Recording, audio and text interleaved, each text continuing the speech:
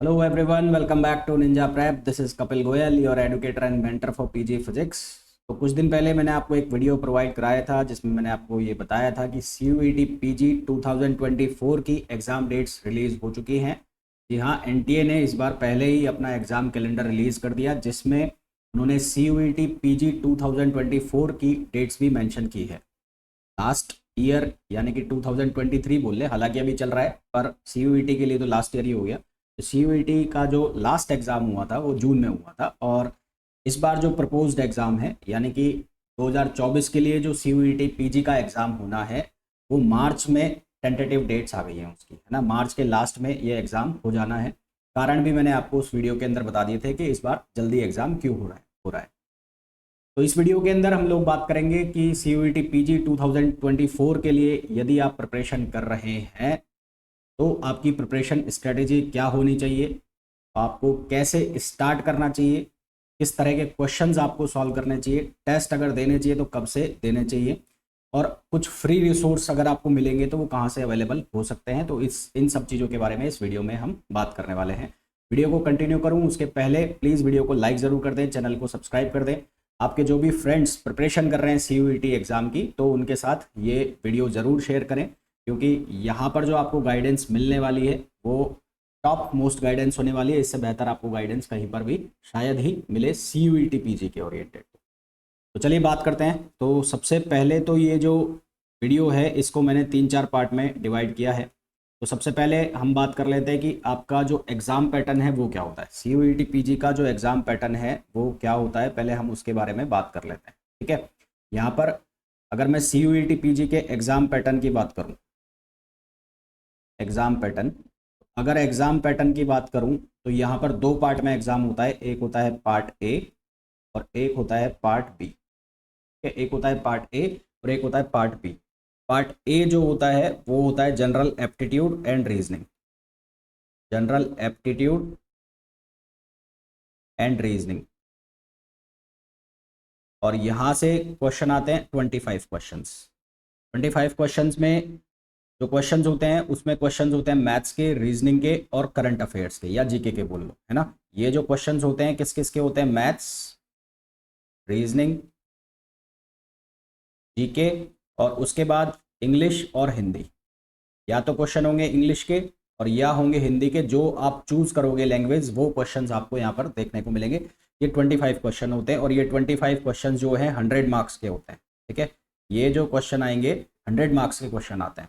उसके बाद part B की बात करें तो पार्ट बी बहुत सारे कोर्सेज के लिए जो पार्ट बी है उसमें डोमेन का सब्जेक्ट आता है। डोमेन का सब्जेक्ट का मतलब क्या हुआ, डोमेन का सब्जेक्ट का मतलब हुआ, एक मिनट रुकना पेन चेंज कर लेता हूँ मैं। डोमेन जो सब्जेक्ट है आपका वो आएगा यहाँ पर। डोमेन का सब्जेक्ट मतलब आप फिजिक्स से हैं तो फिजिक्स आएगा, आप केमिस्ट्री से हैं तो केमिस्ट्री आएगा, अगर आप मैथ से हैं तो मैथ्स आएगा। MBA वालों के लिए क्या होता है, जो बच्चे MBA के होते हैं, ठीक है, जो बच्चा MBA के लिए CUET PG का एग्जाम दे रहा है तो उसके पार्ट बी में भी, part B also contain math, reasoning, logical aptitude, logical reasoning, aptitude, ये सारे पोर्शन होते हैं किसके लिए, MBA वालों के लिए। जो बीएड कर रहा होता है तो बीएड के यहाँ पर 3 ऑप्शन आते हैं। एक आता है बीएड लैंग्वेज, एक आता है बीएड साइंस, है ना, और एक आता है जनरल बीएड। तो कोई लैंग्वेज वाला ऑप्ट कर रहा है तो उसका जो पार्ट बी है उसमें लैंग्वेज वाले क्वेश्चन आपको मिलेंगे। जो साइंस से कर रहा है तो उसमें साइंस वाले आपको क्वेश्चन मिलेंगे। साइंस में मतलब सारे क्वेश्चन मिलेंगे कंबाइंड। इसी तरह से कोई जो जनरल बीएड कर रहा है तो उसमें जनरल बीएड के जो क्वेश्चंस होते हैं वो देखने को मिलेंगे। तो ये तो होता है आपका पार्ट बी, और पार्ट बी जो होता है वो 300 मार्क्स का होता है। तो ये टोटल मिलाकर जो आपका एग्ज़ाम होता है ये टोटल 400 मार्क्स का एग्ज़ाम होता है, जिसमें से 100 मार्क्स तो होते हैं पार्ट ए के और पार्ट बी के होते हैं 300। ये दोनों अलग अलग क्यों किए हुए हैं, क्योंकि जो JNU है या उसके अलावा भी कई यूनिवर्सिटीज़ जो हैं वो केवल पार्ट बी के मार्क्स कंसिडर करती है, मतलब आपका डोमेन जो सब्जेक्ट है उसके मार्क्स कंसिडर करती है। और लगभग बाकी सारी यूनिवर्सिटीज़ जो हैं पार्ट ए और पार्ट बी दोनों के मार्क्स कंसिडर करती है, ठीक है। तो इसलिए यहाँ पर इन दोनों को अलग अलग किया हुआ है, पार्ट ए और पार्ट बी करके। तो पहले सबसे पहले तो आपने अपना एग्ज़ाम पैटर्न जान लिया है और यही एग्ज़ाम पैटर्न रहता है, इसमें ज़्यादा कुछ इधर उधर होता नहीं। उसके बाद आपको क्या करना है, उसके बाद अपना सिलेबस चेक करो, है ना। जो भी आपका सिलेबस है वो सिलेबस चेक करो। मान लो आप फिजिक्स से प्रिपरेशन कर रहे हो तो फिजिक्स का सिलेबस चेक करो। अगर आप प्रिपरेशन कर रहे हो मैथ्स से तो मैथ्स का सिलेबस चेक करो। सिलेबस चेक करोगे तो वहाँ पे आपको दिखेगा। मैं ये इसलिए बोल रहा हूँ क्योंकि मोस्ट ऑफ द स्टूडेंट्स जो प्रिपरेशन करते हैं CUET PG एग्ज़ाम की, तो वो स्टूडेंट्स होते हैं जो फाइनल ईयर में होते हैं, है ना, जो अपने फाइनल में चल रहे हैं, ग्रेजुएशन के फाइनल ईयर में जो स्टूडेंट्स चल रहे हैं, वो स्टूडेंट्ट्स होते हैं जो CUET PG की प्रिपरेशन कर रहे होते हैं। मैंने अभी तक मतलब CUET PG का मैंने जितना भी काउंसलिंग की है या CUET PG के लिए मैंने जितना भी पढ़ाया है, उसमें मैंने ऐसे बच्चे कम ही देखे हैं जो CUET PG के लिए ड्रॉप ले रहे हैं। वो बहुत कम बच्चे होते हैं। ज़्यादातर जो बच्चे होते हैं वो फाइनल ईयर के साथ CUET PG का एग्ज़ाम दे रहे होते हैं। और अगर मैं साइंस बैकग्राउंड की बात करूँ तो वो बच्चे IIT जैम का भी एग्ज़ाम दे रहे होते हैं। तो साइंस वालों के लिए तो जो सिलेबस साइंस वालों के लिए फॉर साइंस स्टूडेंट्स जो सिलेबस जैम का होता है, ठीक है, jam and CUET PG syllabus same. Science वालों के लिए जैम का और CUET PG का सिलेबस सेम होता है। और अगर आप लोगों ने जैम का सिलेबस भी नहीं देखा है तो वो जैम का सिलेबस देख लेना। और अगर आपको CUET PG का सिलेबस देखना है तो आपको गूगल करना, गूगल पर डालना NTA CUET PG syllabus, NTA CUET PG syllabus. वहाँ पर आपको एक टैब ओपन हो जाएगा, वहाँ पर लिंक दिख जाएगा। वो लिंक पर जाएंगे तो वहाँ पर सबके जो सिलेबस है वो मेंशन है। मतलब आप फिजिक्स से दे रहे हो तो फिजिक्स का सिलेबस मेंशन है, जूलॉजी से अगर आप दे रहे हैं तो जूलॉजी से सिलेबस मेंशन है, आप हिस्ट्री से दे रहे हैं तो हिस्ट्री से सिलेबस मेंशन है। सभी सब्जेक्ट्स के वहाँ पर सिलेबस मेंशन है। तो सिलेबस जानने से आपको क्या होगा, सिलेबस जानने से आपको ये पता पड़ जाएगा कि आपके जो कौन से सब्जेक्ट्स हैं। पहले यहाँ पर सिलेबस आपको मिल गया, अब सिलेबस आपको मिल गया तो अब आपको ये पता पड़ गया कि कौन से इस सिलेबस में ऐसे सब्जेक्ट्स हैं जो आपके फाइनल ईयर के अंदर भी हैं। ठीक है, तो फाइंड आउट द सब्जेक्ट्स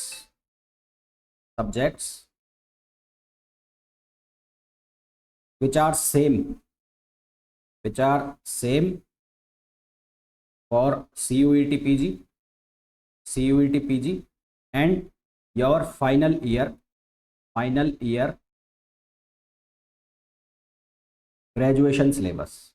ऐसे सब्जेक्ट आपको ढूंढने हैं जो आपके फाइनल ईयर के ग्रेजुएशन के सिलेबस में और CUET PG के सिलेबस में सेम।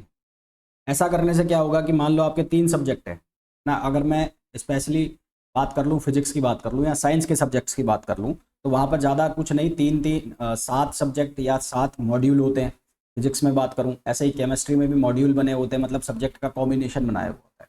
तो आप जब अब ये सिलेबस मैच करेंगे तो सिलेबस आप देखेंगे तो आप ये पाएंगे कि आपके जो फाइनल ईयर के जो सब्जेक्ट्स हैं, जो आपके फाइनल ईयर ग्रेजुएशन में सब्जेक्ट्स हैं, वो करीबन 3 बुक्स के आसपास वो इसके साथ मैच कर जाती है ना, 3 बुक्स के साथ इसके आसपास मैच कर जाती है। तो वो जो सब्जेक्ट हैं वो तो अभी आप फाइनल ईयर के साथ पढ़ ही रहे हो, फाइनल ईयर के साथ पढ़ रहे हो तो अभी आप क्या करते हो, आप ठीक है एग्जाम के टाइम पे पढ़ लेंगे या ऐसे पढ़ लेंगे वैसे पढ़ लेंगे, तो उसको थोड़ा सा ढंग से पढ़ लो, थोड़ा सा तरीके से पढ़ लोगे तो आपके फाइनल ईयर की भी प्रिपरेशन हो रही है, साथ ही साथ CUET की भी प्रिपरेशन आपकी हो जाती है। ठीक है, उसके बाद आप ये देखना कि सेकेंड ईयर के सब्जेक्ट्स कौन से थे, मतलब कि फिक्स जो 3rd सेम हुआ था या फिफ्थ जो 4th सेम हुआ था उसमें कौन सा सब्जेक्ट आया था, क्योंकि वो सब्जेक्ट लेटेस्ट थे तो वो आपके मेमोरी में होंगे, वो आपके दिमाग में होंगे, चाहे आपने 1 नाइट स्टडी करी हो पर फिर भी आपके दिमाग में वो होंगे। तो वो सब्जेक्ट्स आप सर्च करो जो आपके फाइनल ईयर में है। उसके बाद आप वो सब्जेक्ट्स देखो जो आपके 4th सेम के अंदर थे, एंड देन उसके बाद पूरे सिलेबस में आप वो सब्जेक्ट्स निकालो जिनमें आप थोड़े अच्छे हो और जो आपको आसान लगते हैं, क्योंकि आपको जो प्रिपरेशन स्टार्ट करनी है वो वहीं से करनी है। तो फिर 3rd में आता हूँ notes making and question practising. तो सबसे पहले तो स्टार्ट कहाँ से करना है, स्टार्ट करना है अगर आप फाइनल ईयर के स्टूडेंट हैं तो आपको जो फाइनल ईयर के सब्जेक्ट्स हैं, फाइनल ईयर सब्जेक्ट्स ना, start with final year subjects, जो आपके फाइनल ईयर के सब्जेक्ट्स हैं उनके साथ आपको स्टार्ट करना है। ऐसा मैं क्यों बोल रहा हूँ, क्योंकि फाइनल ईयर के सब्जेक्ट आप पढ़ेंगे तो उनके नोट्स डेफिनेटली आप बनाओगे। अगर आप किसी अच्छे कॉलेज में हो तो वहाँ पर आपको फैकल्टी पढ़ाते भी होंगे तो वो सब्जेक्ट्स आपके क्लियर भी हो रहे होंगे, और नहीं भी हो रहे हैं तो आप अपनी सेल्फ स्टडी कर रहे होंगे तो आप नोट्स वगैरह बनाते होंगे। तो जब आप नोट्स बनाओ तो उसमें जो आपको इंपॉर्टेंट पॉइंट्स नज़र आते हो तो इंपॉर्टेंट पॉइंट्स को आप क्या कर लेना, हाईलाइट कर लेना। इंपॉर्टेंट पॉइंट्स को क्या करते चलना, हाईलाइट करते चलना, क्योंकि जो क्वेश्चंस हैं वो वहीं से बनेंगे। इंपॉर्टेंट पॉइंट्स को आप हाईलाइट करते चलना, क्योंकि क्वेश्चंस वहीं से बनेंगे। तो एक तो सब्जेक्ट उठा लिया आपने फाइनल ईयर का। फाइनल ईयर में मान लो आपके 3 सब्जेक्ट है ना, तो ऐसा तो है नहीं कि तीनों की तीनों एक साथ पढ़ रहे होगे। एक सब्जेक्ट आपका फाइनल ईयर का हो गया, उसके अलावा एक सब्जेक्ट वो उठाओ जो आपने अभी तक फर्स्ट सेम से लेके और फोर्थ सेम तक पढ़ा है, या फर्स्ट ईयर और सेकेंड ईयर में जो सब्जेक्ट पढ़े हैं उनमें इजी सब्जेक्ट है ना। तो choose easy subject for you. अब हर किसी के लिए कुछ अलग अलग होगा, तो आपके लिए जो इजी सब्जेक्ट है उसको आप चुनो। उसके नोट्स आपके पास हैं तो ठीक है, नहीं तो नोट्स बनाओ उसके, नोट्स मेकिंग। तो उसके आपको क्या बनाने हैं, नोट्स बनाने हैं। और नोट्स ऐसा नहीं है कि पूरे की पूरी बुक उठा के छापो, नहीं। आपको जो जो उसमें इंपॉर्टेंट लगता है, आप अपनी ग्रेजुएशन में जब पढ़ रहे थे तो आपको लगता होगा कि यार इसमें ये इंपॉर्टेंट है, ये इंपॉर्टेंट नहीं है। जब पढ़ते हैं हम पता चल जाता है, वो जो इंपॉर्टेंट होता है वहीं से क्वेश्चन बन के आते हैं, तो उनके नोट्स बनाने हैं आपको। अब यहाँ पर मेन सबसे इंपॉर्टेंट बात आती है क्वेश्चन प्रैक्टिसिंग। क्वेश्चन प्रैक्टिसिंग, ठीक है। तो क्वेश्चन किस तरह के प्रैक्टिस करें, सबसे पहले मैं साइंस वाले स्टूडेंट्स के लिए बात कर लूँ। साइंस वाले यानी कि जो केमिस्ट्री के हैं, जो फिजिक्स के हैं, जो मैथमेटिक्स के हैं, जो बायोटेक के हैं। तो साइंस वाले स्टूडेंट्स ज़्यादातर जो CUET PG का एग्ज़ाम देते हैं वो IIT जैम की एग्ज़ाम की प्रिपरेशन भी कर रहे होते हैं। और लोगों के दिमाग में ये होता है कि IIT जैम की मैं प्रिपरेशन कर रहा हूँ तो CUET तो मेरा निकल ही जाएगा। ऐसा कोई चक्कर नहीं है। IIT जैम का जो एग्ज़ाम है उसकी डिमांड अलग है। IIT जैम की जब आप प्रिपरेशन करते हैं तो वहाँ पर आपको न्यूमेरिकल प्रैक्टिस अच्छी खासी करनी होती है, ठीक है। वहाँ पर न्यूमेरिकल प्रैक्टिस आपको अच्छी खासी करनी होती है, न्यूमेरिकल क्वेश्चंस आपसे ज़्यादा पूछे जाते हैं। जबकि हम CUET PG के एग्ज़ाम की जब बात करें तो CUET PG में मेन इंपॉर्टेंट पार्ट होता है वन लाइनर कॉन्सेप्ट क्वेश्चंस, यानी कि आपकी थ्योरी पे पकड़ कितनी है। क्योंकि CUET PG का जो एग्ज़ाम है उसमें जो ज़्यादातर क्वेश्चन आते हैं वो रीजनिंग और असर्शन वाले क्वेश्चन आते हैं। मतलब यहाँ पर ऐसा भी नहीं है कि सीधे सीधे आपको क्वेश्चन पकड़ा दिए कि ऐसा है तो ऐसा होगा, वो भी नहीं मिलेंगे। यहाँ पर ज़्यादातर क्वेश्चन आपको ऐसे मिलेंगे जिनमें एक रीज़न दे रहा, एक स्टेटमेंट दे रखा होगा और उसके बाद उसकी रीजनिंग दे रखी होगी कि इसका कारण ये है। फिर आपसे पूछा जाएगा कि इनमें से कौन सा ऑप्शन सही है, रीजनिंग ये इसका स्टेटमेंट सही है, रीज़न गलत है, रीज़न सही है, स्टेटमेंट गलत है। तो इस तरह के क्वेश्चंस आपको ज़्यादा देखने को मिलते हैं। न्यूमेरिकल होते हैं पर वो वन लाइनर न्यूमेरिकल होते हैं, यानी कि 1 या 2 लाइन में ख़त्म हो जाए। जबकि IIT जैम की अगर हम बात करें तो वहाँ पर जो क्वेश्चंस होते हैं, IIT जैम में प्रॉपर टाइम मिलता है आपको 3 घंटे का, तो वहाँ पर अच्छे खासे क्वेश्चंस होते हैं। तो IIT जैम वाले क्वेश्चन जो हैं वो CUET PG के एग्जाम में तो नहीं आते। तो CUET PG एग्जाम की अगर आप प्रिपरेशन कर रहे हो तो आपकी थ्योरी पे पकड़ बहुत मजबूत होनी चाहिए। थ्योरी आपको बार बार रिवाइज करनी है, मतलब आपके पास एक स्ट्रॉन्ग रिविजन प्लान होना चाहिए। अगर आप ये 2 सब्जेक्ट्स चालू कर रहे हैं, एक आपके फाइनल ईयर का और एक आपके जो ईजी सब्जेक्ट जो आपको लगता है, तो आपका जो प्रिपरेशन प्लान है वो ऐसा होना चाहिए कि 1 वीक के अंदर 2 दिन आपको रिवीजन के लिए देना है। 2 दिन रिवीजन के लिए क्यों, मतलब आपको डेली रिवीजन तो करना ही है हाफ एन आवर, और 2 दिन आपको रिवीजन के लिए इसलिए देना है कि ताकि आपको जो टॉपिक टफ लग रहे हैं, मतलब आपने जो पढ़ा उसमें कुछ टॉपिक ऐसे भी होंगे जो आपको टफ लग रहे हैं, तो उन टफ टॉपिक्स को आप 1 दिन के ऊपर क्लियर कर पाएँ। 2 दिन नहीं तो 1 दिन कम से कम उनको क्लियर कर पाएँ, उसके क्वेश्चन कर पाएँ। CUET PG का जो एग्ज़ाम है उसमें डे बाय डे कंपटीशन बढ़ता जा रहा है, डे बाय डे कंपटीशन बढ़ता जा रहा है। तो इसलिए आपकी जो प्रिपरेशन है, जो आपकी थ्योरी और कंसेप्ट है वो भी बहुत स्ट्रांग होने चाहिए, क्योंकि जो नंबर है, जो स्कोर है वो आपको अच्छे खासे चाहिए अच्छी खासी यूनिवर्सिटी के अंदर जाने के लिए। तो यहाँ बात हो गई नोट्स मेकिंग। नोट्स आपको किस तरह से बनाने हैं ये मैंने आपको बता दिया। जो आपको इंपॉर्टेंट लगे उसको अंडरलाइन करते चलिए। क्वेश्चन किस तरह के प्रैक्टिस करने हैं वो मैंने आपको बता दिया। न्यूमेरिकल्स करो पर 1 लाइनर वाले न्यूमेरिकल करो, और जो अपनी थ्योरी है, जो कॉन्सेप्ट है उसको ज़्यादा स्ट्रॉन्ग करो, क्योंकि जो क्वेश्चंस हैं वो रीजनिंग और असर्शन वाले क्वेश्चन, यानी कि स्टेटमेंट और जो उसका रीज़न होता है उस तरह के क्वेश्चंस ज़्यादा आते हैं। फिर हम बात करें कि do and don't dos. Do and don't dos में मैंने आपको ये बता दिया, पहले भी बता दिया, फिर बता देता हूँ कि अगर आप न्यूमेरिकल प्रैक्टिस कर रहे हैं, न्यूमेरिकल पे आपका ज़्यादा फोकस है, तो ऐसे न्यूमेरिकल मत करो। डोंट, कौन से न्यूमेरिकल, जो IIT जैम के जो न्यूमेरिकल से बड़े वाले, ठीक है, टफ प्रॉब्लम्स। अगर आपको IIT जैम के क्वेश्चन करने हैं करो, पर टफ प्रॉब्लम्स जो IIT जैम की है वो मत करो, ठीक है। कई बच्चे सोचते हैं कि मैं CSIR नेट के क्वेश्चन कर लूँ, ये कर लूँ, तो ऐसे क्वेश्चन नहीं करना है ना। Don't do big numericals, big numerical problems मत करो। क्योंकि वो अगर करोगे तो वो कोई भी नहीं पूछता आपसे एग्जाम में, इतने क्वेश्चंस नहीं आते। करना क्या है, आपको करना क्या है, रिवीजन, थ्योरी को आपको बार बार पढ़ना है, ठीक है, revise theory again and again. Theory जो है वो आपको बार बार पढ़नी है, क्योंकि उसको जब बार बार आप पढ़ोगे तो वो आपको याद होना स्टार्ट होगी, आपके कॉन्सेप्ट जो है वो क्लियर क्लियर होना स्टार्ट होंगे। One liner numerical questions, one liner जो न्यूमेरिकल क्वेश्चंस हैं उनको सॉल्व करो आप, जितना ज़्यादा हो सके उनको सॉल्व करो वन लाइनर्स को, ठीक है, क्योंकि जो एग्ज़ाम है उसमें उसी तरह के क्वेश्चंस आते हैं। तो अगर आप पढ़े हुए उन बड़े बड़े न्यूमेरिकल्स के पीछे तो आप फंस जाओगे। कई बच्चे ऐसे हैं जो आईआईटी जैम का भी एग्ज़ाम दे रहे होंगे साथ में, और सीयूईटी पीजी का भी, तो उनके लिए मैं यही कहूँगा कि आईआईटी जैम का जो एग्ज़ाम है उसमें न्यूमेरिकल्स अच्छे खासे आते हैं, और सीयूईटी पीजी के एग्ज़ाम में थ्योरी अच्छी खासी आती है। तो अगर आप जैम की प्रिपरेशन कर रहे हैं और आप सीयूईटी पीजी भी देने वाले हैं तो अपनी थ्योरी पर भी मजबूत पकड़ बना के चलना। न्यूमेरिकल तो कर ही रहे हो साथ में, बहुत ही अच्छी बात है, तो आपकी न्यूमेरिकल प्रैक्टिस तो वहीं से हो जाएगी। साथ में थ्योरी और जो कंसेप्चुअल क्वेश्चंस हैं, कंसेप्ट बेस्ड जो थ्योरी क्वेश्चंस होते हैं उनको भी करते हुए साथ में चलना, ठीक है। फिर फ्री रिसोर्सेज की बात कर लूँ मैं, ये जो फ्री रिसोर्सेज हैं ये केवल और केवल फिजिक्स वालों के लिए है ना, ये जो फ्री रिसोर्सेज हैं केवल फिजिक्स वालों के लिए हैं। तो मैंने 2023 के एग्ज़ाम में बहुत सारे कोर्सेज यूट्यूब के ऊपर कराए थे, काफ़ी बेनिफिट भी स्टूडेंट्स को उससे हुआ था, और बहुत सारे स्टूडेंट्स बहुत अच्छी यूनिवर्सिटीज़ में भी पहुँचे हुए हैं, पहुँच चुके हैं, और आने वाले दिनों में मैं उनका आपको रिव्यूज़ भी बताऊंगा कि किस इस यूनिवर्सिटी का क्या रिव्यू है। तो जब आप मेरे चैनल पर जाएंगे, निंजा प्रेप पर जाएंगे, तो वहाँ पर आपको CUET PG 2023 CUET PG 2023 का जो प्लेलिस्ट बना हुआ है वहाँ पर आपको ये सारे जो लेक्चर्स हैं अवेलेबल हो जाएंगे। आप इनसे देखकर भी अपनी प्रिपरेशन कर सकते हैं। जैसे कि यहाँ पर आपको दिख रहा है कि इलेक्ट्रिसिटी एंड मैग्नेटिज्म के 24 लेक्चर्स यहाँ पर अवेलेबल हैं। टेस्ट सीरीज़ जो मैंने पिछले साल चलाई थी उसके यहाँ पर जितने भी सॉल्यूशंस हैं वो यहाँ अवेलेबल हैं। ऑसिलेशन एंड वेव्स के 16 लेक्चर्स यहाँ पर अवेलेबल हैं। रैपिड रिवीजन मैंने कराया था, उसमें इंपॉर्टेंट टॉपिक्स उठाए हुए हैं, वो सारे यहाँ पर अवेलेबल हैं। रीजनिंग ये सभी के लिए होगा, तो रीजनिंग के यहाँ पर अच्छे खासे लेक्चर अवेलेबल हैं। मोस्ट इंपॉर्टेंट क्वेश्चंस जो आ सकते थे वो यहाँ पर अवेलेबल हैं। उसके अलावा जो प्रीवियस ईयर क्वेश्चंस अलग अलग एमएससी एंट्रेंस एग्जाम के, स्टेट यूनिवर्सिटीज़ के या अलग अलग यूनिवर्सिटीज़ के एमएससी एंट्रेंस के क्वेश्चंस है वो यहाँ पर अवेलेबल हैं। उसके अलावा शॉर्ट नोट्स या शॉर्ट कंसेप्ट के ऊपर मैंने क्वेश्चंस बनाए थे वो यहाँ पर अवेलेबल है।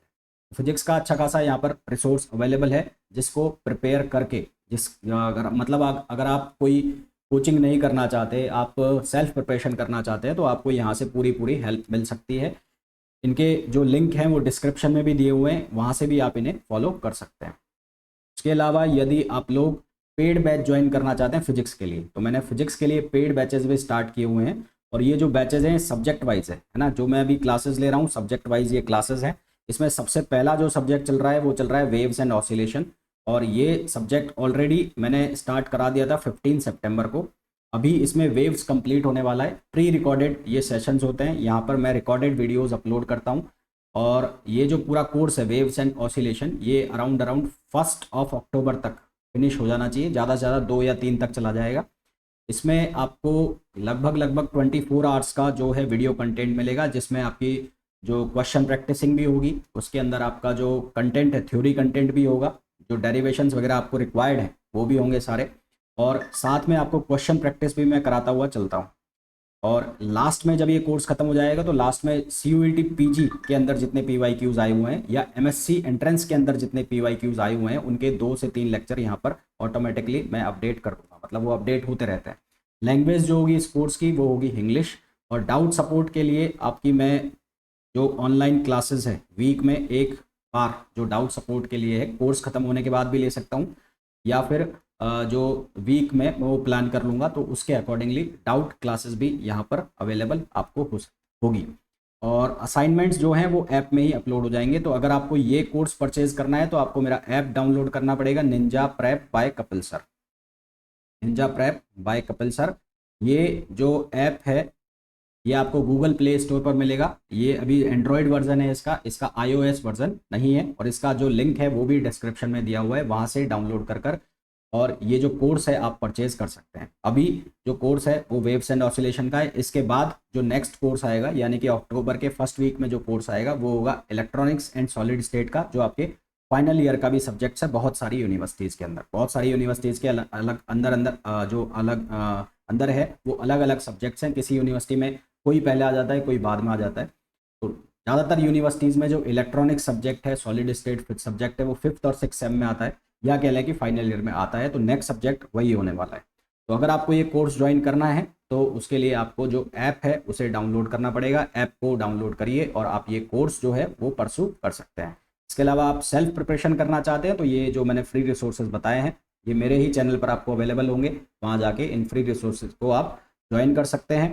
इसके अलावा मैंने व्हाट्सएप ग्रुप बनाए हुए हैं, टेलीग्राम ग्रुप बनाए हुए हैं CUET PG एग्ज़ाम के लिए भी, IIT JAM एग्ज़ाम के लिए भी, जिनके जो डिटेल्स हैं वो डिस्क्रिप्शन में दी हुई हैं। टेलीग्राम ग्रुप का लिंक तो आपको यहाँ पे इवन वीडियो में भी दिख रहा होगा। इसे फॉलो कर आप टेलीग्राम ग्रुप जो ग्रुप है उसे ज्वाइन कर सकते हैं। व्हाट्सएप के लिए आपको मेरे को मैसेज करना पड़ेगा, जिसका डिटेल डिस्क्रिप्शन में दिया हुआ है। तो आई होप आपको बहुत अच्छे से समझ में आ गया होगा कि आपको CUET PG 2024 के लिए प्रिपरेशन स्ट्रेटेजी आपकी क्या होनी चाहिए। मैंने इसमें मॉक टेस्ट के बारे में मैं अभी नहीं बताया है कुछ भी, कि मॉक टेस्ट आपको कब से ज्वाइन करने चाहिए, कब देने हैं, उसके बारे में मैंने नहीं बताया है। सबसे पहले जो मैंने आपको बताया है इसको कंप्लीट करो, अपने नोट्स बनाना स्टार्ट करो, क्वेश्चन प्रैक्टिस जो है वो करना स्टार्ट करो। कहीं से आपको PYQs अवेलेबल हो जाए, है ना। अगर प्रीवियस ईयर पेपर आपको अवेलेबल हो जाए, गूगल पे सर्च करोगे तो आपको अवेलेबल हो जाएंगे। जिस तरह से IIT JAM और गेट के इजीली रिसोर्सेज अवेलेबल हो जाते हैं, अभी JAM ये जो CUET PG के पेपर्स हैं वो इतने ज़्यादा अवेलेबल नहीं है। फिर भी आप गूगल सर्च करो तो आपको वो पेपर्स थोड़े बहुत मिल जाएंगे, तो उससे आपको क्वेश्चंस का भी आइडिया लग जाएगा कि किस तरह के क्वेश्चंस पूछे जाते हैं। आप मेरा मेरा जो चैनल है, टेलीग्राम ग्रुप है, व्हाट्सएप ग्रुप है, इन्हें ज्वाइन करेंगे तो यहाँ पर शायद CUET PG के भी आपको जो प्रीवियस ईयर पेपर्स हैं वो अवेलेबल हो जाएंगे। इसके अलावा MSc एंट्रेंस के जो पेपर हैं वो भी आपको यहाँ पर मिल जाएंगे। तो एक वीडियो मैं अलग से बता दूंगा जिसमें मैं आपका जो टाइम टेबल होना चाहिए वो किस तरह का होना चाहिए CUET PG के लिए, वो मैं पूरा बता दूंगा। टेस्ट अगर आपको देने चाहिए तो कब से देने चाहिए, तो उसके बारे में हम अलग से वीडियो में एक बात करेंगे। अभी मैं बात करूंगा तो वीडियो बहुत लंबा हो जाएगा। तो अभी आपको सिर्फ ये काम करना है कि सबसे पहले अपना एग्जाम पैटर्न है वो मैंने बता ही दिया है। उसके बाद सिलेबस चेक कर लो अपना, आप अलग अलग कोर्स से हो सकते हो। तो फाइनल ईयर के सब्जेक्ट हैं वो सबसे पहले देख लो, और उसके अलावा उस पूरे सिलेबस के अंदर आपने जो सब्जेक्ट्स पढ़े हैं उनमें ईजी कौन से लगते हैं, एक वो सब्जेक्ट वो उठा लो। तो वहाँ से आप प्रिपरेशन स्टार्ट करना चालू करो, नोट्स मेकिंग चालू करो, क्वेश्चन जो आपको प्रैक्टिस करना है। अगर आप ऐसे सब्जेक्ट से हैं जिसके अंदर न्यूमेरिकल्स वगैरह आते हैं तो वो न्यूमेरिकल्स 1 लाइनर होते हैं या ज़्यादा से ज़्यादा 2 लाइन में ख़त्म हो जाने वाले होते हैं। बड़े न्यूमेरिकल्स आपको प्रैक्टिस नहीं करने हैं। नोट्स ऐसे बनाने हैं कि जिसमें कंसेप्ट आए तो उसको आपको हाईलाइट करते हुए चलना है। तो अभी तो सिर्फ आपको ये काम करना है। टेस्ट वगैरह के बारे में किसी अलग वीडियो में बात करेंगे। पेड कोर्स ज्वाइन करना है फिजिक्स के लिए, तो उसके लिए मैंने आपको बता दिया है कि आपको ऐप डाउनलोड करना पड़ेगा, वहाँ जाकर कोर्स आप परचेज कर सकते हैं।